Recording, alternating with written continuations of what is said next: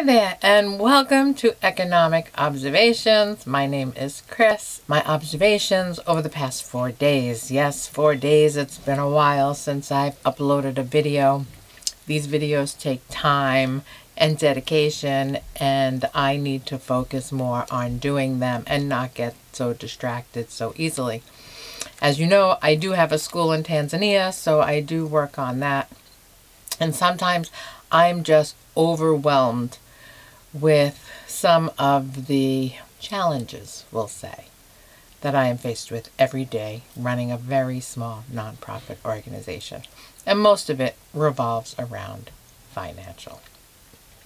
That's why I am so committed to giving you my perspective. There's an article here, how a Cleveland company reached eye-popping profits with tens of millions in federal aid and laying off over 3,000 people. TransDigm. Yes, that's right, folks. They received tens of millions of dollars in the CARES Act stimulus, and they laid off 3,000 people. Which brings me to another topic. Our small, very small nonprofit got approved for an SBA loan.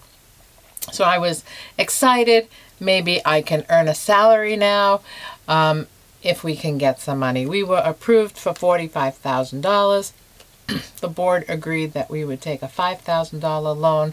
We had to pay an accountant for some fiscal year-end stuff at the end of June.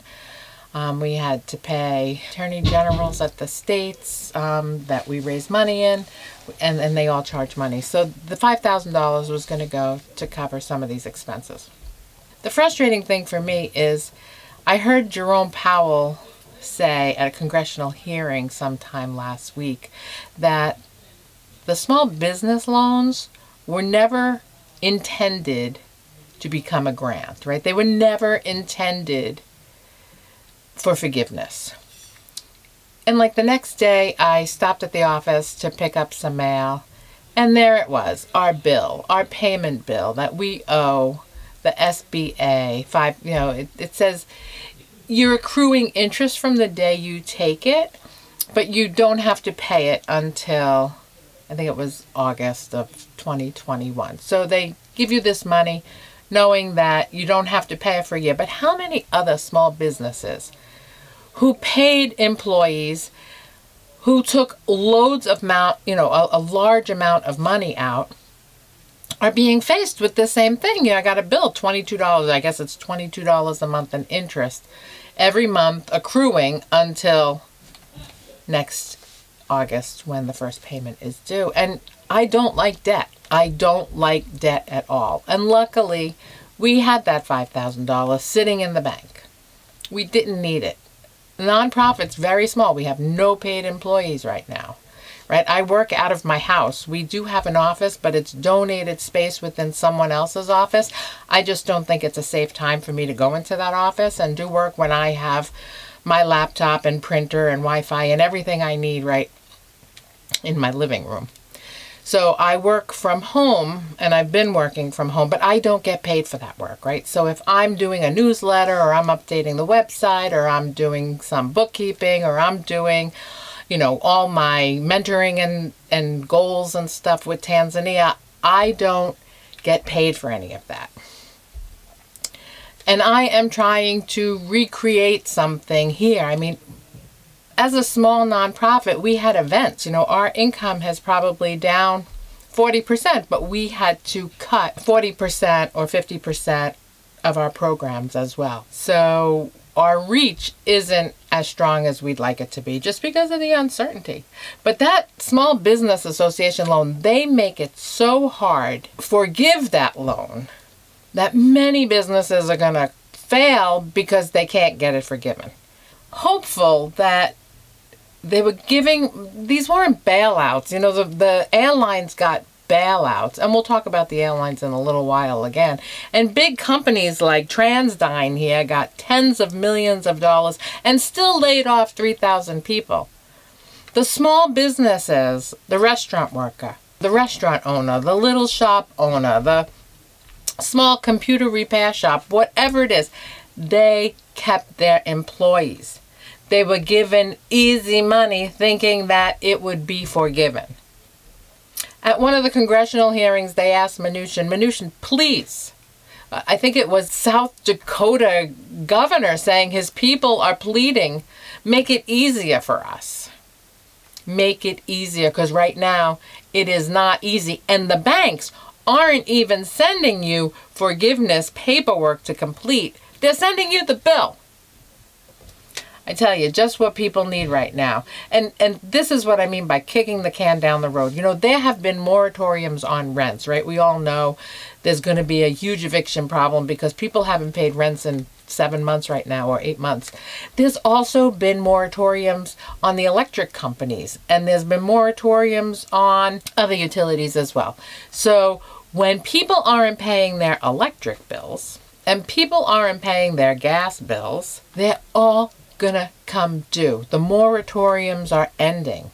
So what's gonna happen if you haven't paid your electric bill in 6 months, you're still not working, and now you get a bill for $1,000 for the past 7 months because you haven't paid your bill? Well, what happens when you haven't paid your rent in 9 months? And let's say it's $1,000 a month. Now that's $9,000 on top of the $100 a month that you haven't paid for your electric company. Where are people who aren't working coming up with $10,000? Which, it's the trickle-down effect. Remember, it's if you're not paying the electric bill and the electric company, just like the restaurants, is relying on 100% of their people paying their bills, right? That's their budget.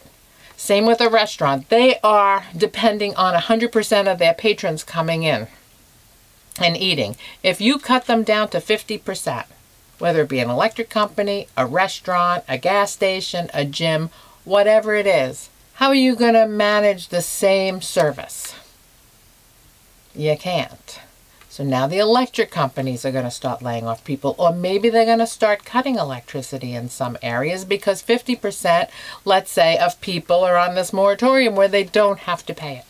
It is cyclical, and it is a snowball, and it is running downhill faster than we can ever catch it. All I'm asking you is to be aware of it. Oh, and by the way, if you like this video, please subscribe to my channel. And if you like it, hit that like button. I'm trying to grow it. I was trying to double my subscribers every month. That means I need 3 more subscribers by September 30th to double my 17 from the end of August. Yes, we're small, and hopefully we're growing. Anyway, in Madison, there is a homeless family that set up a tent in a neighborhood park. And they are getting handouts from some neighbors, like some food assistance and stuff. And the weather in Madison will turn cold, so who knows how long they're going to stay there. But parents are afraid to have their children play in the park. You know, maybe now is the time to teach your child about compassion, because it can happen to any of us at any time. Right? It could be us one day. God, I sure hope it's not, but it can be. It says, Madison parents forbid kids from park visits after a homeless family pitches a tent. Another story. 74% in a recent survey say hotels will lay off more employees without congressional help.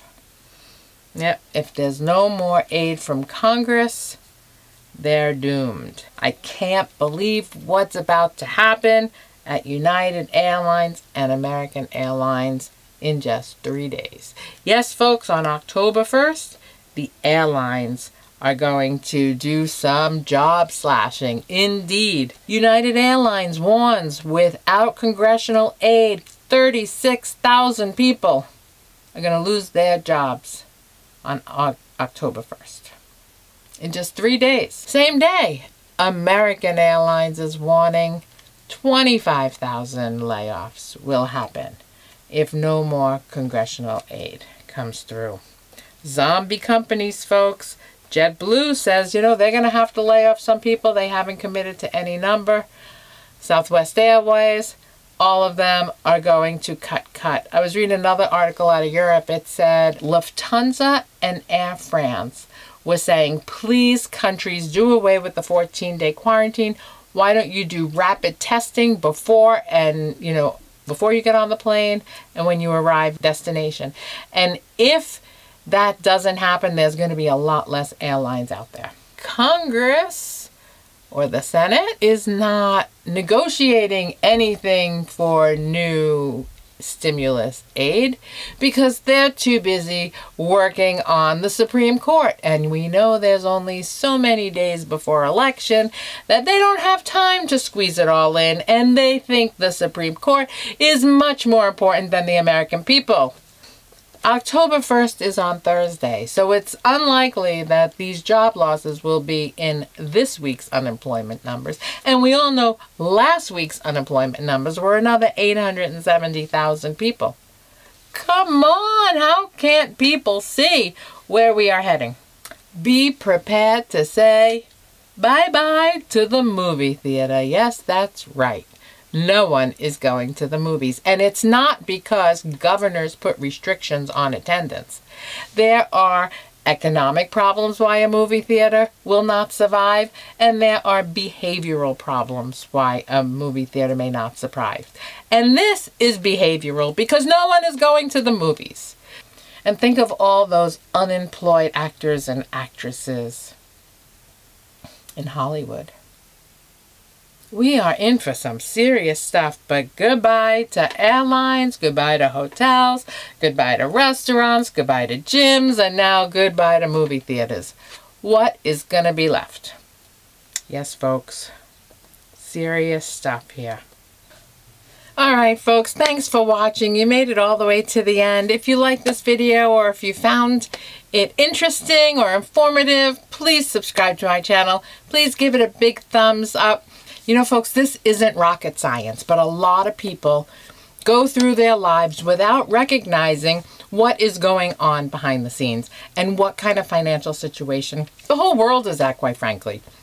I mean, a lot of people just think they have their jobs and that life goes on like normal, like it did since, you know, the 1940s. It's not coming back. So thanks for watching and thanks for being informed. Be grateful that you know. Go prepare a little bit. Buy some more food, keep it in your, in your house somewhere safe, buy some physical assets, keep some cash for when the banks fold. I'm not saying take all your money out of the bank, but let's just be aware and take some precautions so you're not left stranded when the shit hits the fan. All right, folks, thanks again for watching. Hit subscribe, hit that like button. Help me get to double our subscribers from August from 17 to 34. And then in September to October, we get to go up to 68. So anyway, I'm having fun with this. So thanks a lot. Have a great day.